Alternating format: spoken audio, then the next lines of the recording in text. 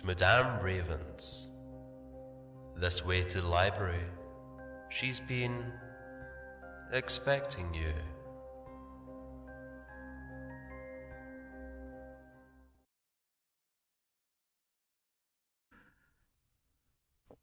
The Ghost of the Count. Not far from the Alameda in the city of Mexico, there is a great old stone building in which once lived a very wealthy and wicked Spanish count. The house has about 4 floors and 90 rooms, more or less. The entire 4th floor is rented and occupied by a big American firm, and their bookkeeper, an American girl, has given us the following true account of the ghost that for years haunted the building. The 2nd floor is unoccupied, as no one cares to live there for obvious reasons. At the bottom of the floor is an unoccupied, save for the lumber rooms, empty boxes and crates and barrels. And last of all is the great patio with its tiled floor, where secretly in the night a duel was fought to the death by the wicked count and a famous Austrian prince, who was one of Maximilian's men. The count was killed. No one knows why the duel was fought. Some say it was because of a beautiful Spanish woman. Some say it was because of treasure that the two jointly conveyed and which the count refused to divide with his princely socio. And more people, Mexicans, shrug their shoulders if you ask about it and say, "Quien sabe?" "I saw a ghost here last night, Miss James," announces the cashier with much éclat and evident pride. So great is the shock that I gasped, and my pen dropped, splattering red ink on my nice fresh cuffs, and worse luck, on the ledger page that I had just toted up. It is ruined, and I will have to erase it or something. Wretched man! I wish to goodness it had taken you off, I cry, wrathfully, as I look at the besplattered work. Now will you just look here and see what you have done? I wish you and your ghost were in Gehenna, he inquires sweetly. I'll fix that. It won't take half a minute. And don't look so stern, else I won't tell you about the espanto. And you will be sorry if you do not hear about it. It would make such a good story, insinuatingly. Then go ahead with it, ungraciously. Well, last night I was waiting for West. He was to meet me here, after which it was our intention to hit that is, we were going out together. I nodded scornfully, and it seems that while I was patiently waiting here, in my usual sweet-tempered way, the blank idiot had his supper and then lay down to rest himself for a while. You know how delicate he is. Another contemptuous nod. Okay, you are just too noisy. Unfortunately, he forgot the engagement and slept on. He says he never woke until 3 o'clock, and so didn't come, thinking I wouldn't be there. Meantime, I also went to sleep, and might have snoozed until 3. Likewise, for the fact that the ghost woke me. Well, go on, I urged. The ghost woke me, as I said, proceeds the simpleton slowly. It was passing its cold fingers over my face and groaning. Really, it was most extraordinary. At first I didn't know what it was. Then, as I felt the icy fingers stroke my face and heard blood-curdling groans issuing from the darkness, I knew what it was. And I remembered the story of the prince and his little duel down in the patio, and knew it was the ghost of the prince's victim. By the way, you don't know what a funny sensation it is to have a ghost pat your face, Miss James. Pat nothing, I retorted indignantly. I wonder you're not ashamed to tell me such fibs. Such a taradiddle. And as for the man that the prince killed downstairs, you know as well as I do that he was taken home to Spain and buried there. Why then should he come back here, into our offices, and pat your face? Ah, and that I can't say, with a supercilious drawl. I can only account for it by thinking that the ghost has good taste. Better than some people I know. Meaningly, but honestly, I swear that I'm telling you the truth. Cross my heart and hope to die if I am not. And you don't know how brave I was. I never screamed. In fact, I never made a sound. Oh, I was brave. Then what did you do? Sternly. I ran, por Dios, how I ran. You remember with what alacrity we got down the stairs during the November earthquake? I remember only too distinctly. Well, last night's run wasn't a run in comparison. It was a disappearance, a flight, a sprint. I went down the 4 flights of stairs like a streak of blue lightning, and the ghost flew with me. I heard the pattering of its steps, and its groans clean down to the patio door, I assure you. I quite thought I had made such an impression that it was actually going on home with me, and the thought made me feel so weak that I felt perforce obligated to strengthen myself with a cocktail, after which I felt stronger and went home quite peacefully. But it was an uncanny experience, wasn't it? Was it before or after the cocktail? I asked incredulously. And did you take 1 only, or 11? I am hard on the man, but he really deserves it. Ghosts, spirits perhaps, but not ghosts, whereas his feelings are quite hurted. So much so that he vows he will never tell me again anything. I'd better read about Doubting Thomas. He had never seen such an unbelievable woman in all his life. As if I were only a man, he would be tempted to pray that I might see the ghost. It would serve me right. Then wrathfully departs to notice me no more that day. Not believing the least bit of ghosts, I gave the matter no more thought. In fact, when you fall heir to a set of books that haven't been posted for 19 days, and you have to do it all, and get up your trial balance, too, or else give up your Christmas holidays, you haven't much time to think about ghosts or anything else except entries. And though I had been working 14 hours a day, the 24th of December, noon hour found me with a difference of $13.89, the which I, of course, must locate and straighten out before departing next morning on my week's holiday. Por supuesto. It meant night work. Nothing else would do. And besides, our plans had all been made to leave on the 8 o'clock train the next morning. I would just sit up all night, if need be, and find the wretched balance and be done with it. Behold me, settled for work that night at 7 o'clock in my own office, with 3 lamps burning, to keep it from looking dismal and gloomy, and books and ledgers and journals piled up 2 feet high around me. If hard work would locate that nasty, hateful $13.89, it would surely be found.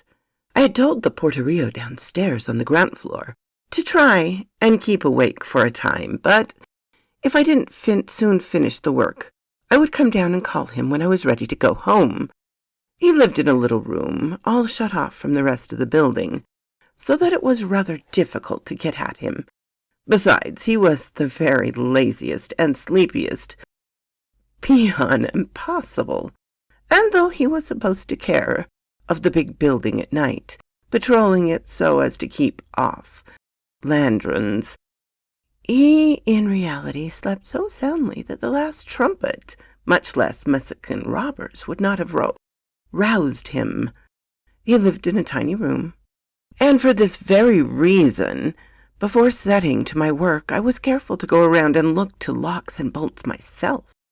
Everything was secure, and the doors safely fastened. So if the Landron did break through, they would be in shape to pass through keyholes or possess false keys.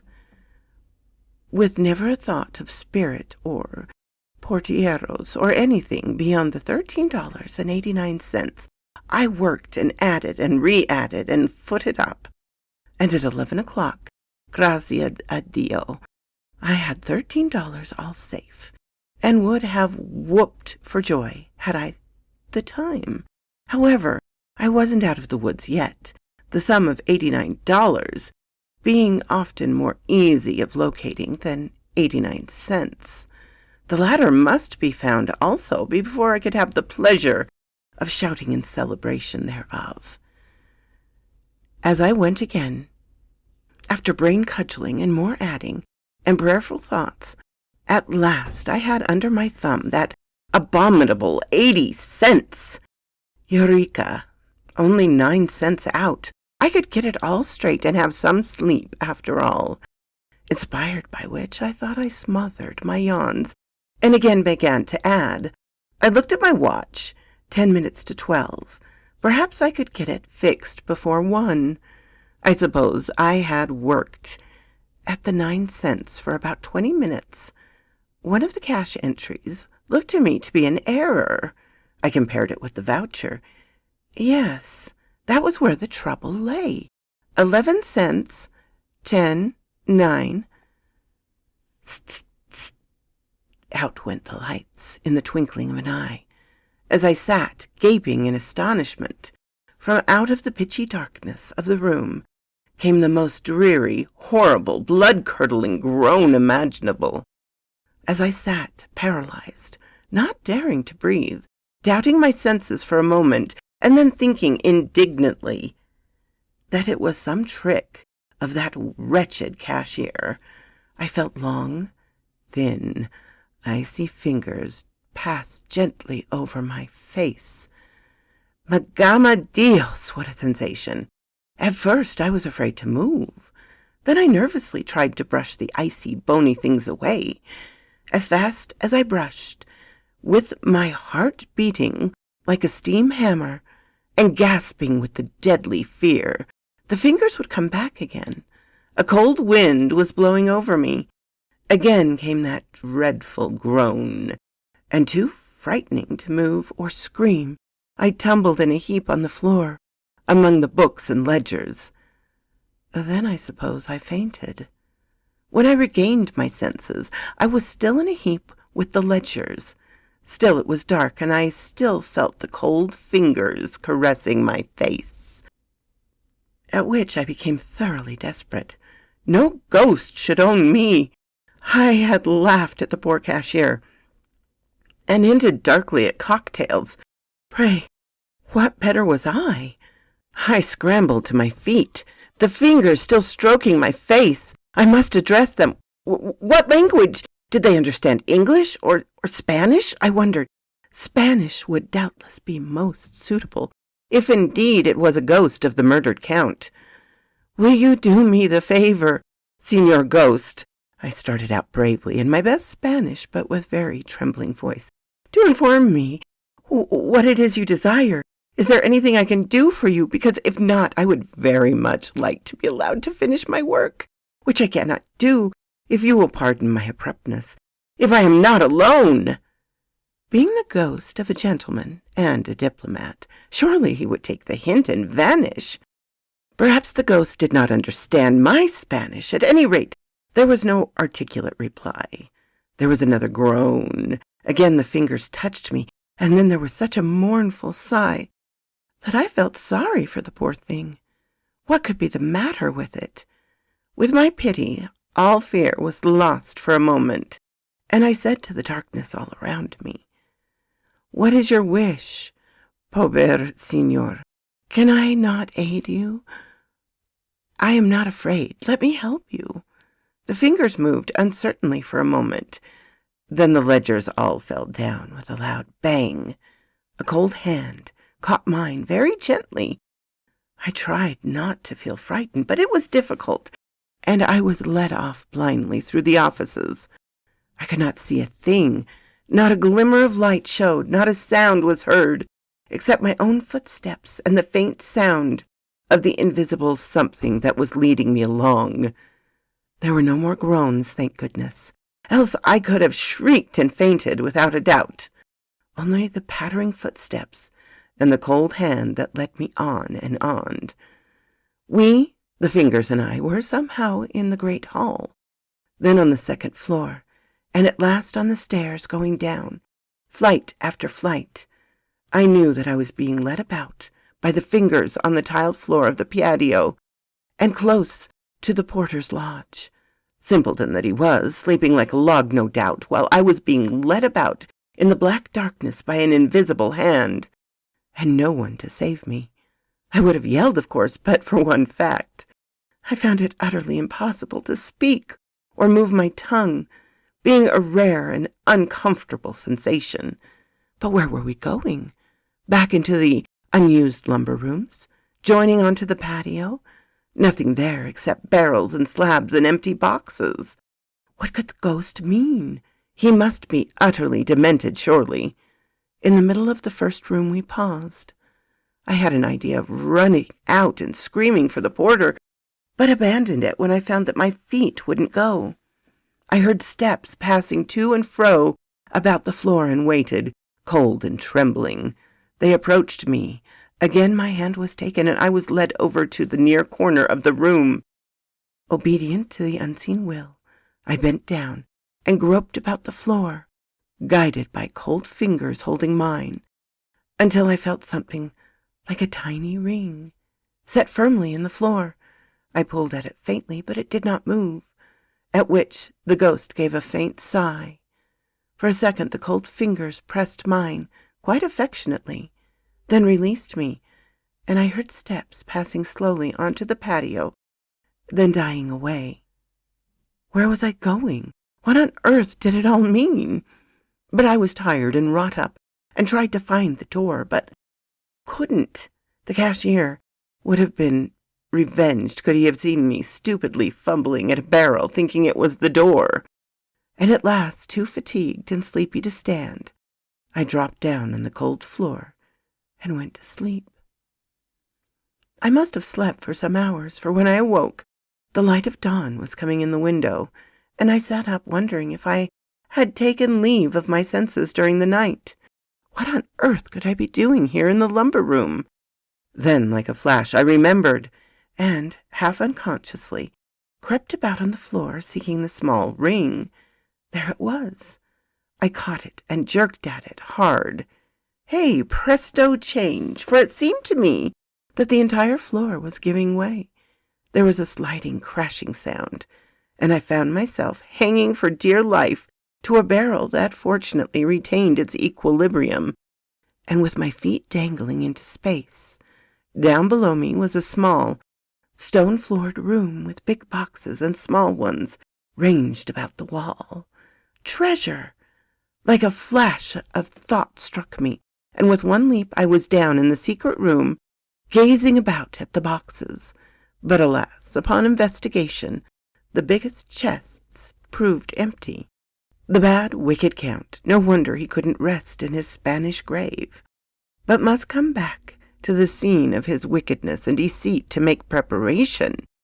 But the smaller chests were literally crammed with all sorts of things. Big, heavy Spanish coins in gold and silver, dinner services with the crest of the unfortunate emperor, magnificent pieces of jeweled armor and weapons, beautiful jewelry, and loose precious stones. I deliberately selected handfuls of the latter, giving my preference to the diamonds and pearls. I had always had a taste for them, which I had never before been able to gratify, and packed them in a wooden box that I found in the lumber room. The gold and dinner services and armor, etc., I left as they were, being rather cumbersome, and carried off, rejoicing, my big box of diamonds and pearls and other jewelry. Needless to say, we didn't go away for the holidays on the 8 o'clock train, but I did come down to the office and proceed to locate my missing 9 cents, after which I unfolded the tale of the ghost and the treasure, only keeping quiet the matter of my private loot, of which I was heartily glad afterwards. For when the government learned of the fine, what do you suppose they offered me for going about with the ghost and discovering the secret room and treasure? $10,000. When I refused, stating that I would merely take as my reward one of the gold dinner services, the greedy things objected at first, but I finally had my way, and to this very day they have no idea that I, even I, have all the beautiful jewels. Wouldn't they be furious if they knew it? But they aren't apt to, unless they learn English and read this story, which isn't likely. So quoth this raven. A very happy new year to you all. Thank you so kindly for stopping by my chateau, my darlings. It does mean so much to me. Please, if you have not subscribed, as many of you have not, please do so. Give me a like so I know what you would like to hear. And comment. I always love to read your comments. And special thanks to my Patreon and membership supporters. Ciao, darlings.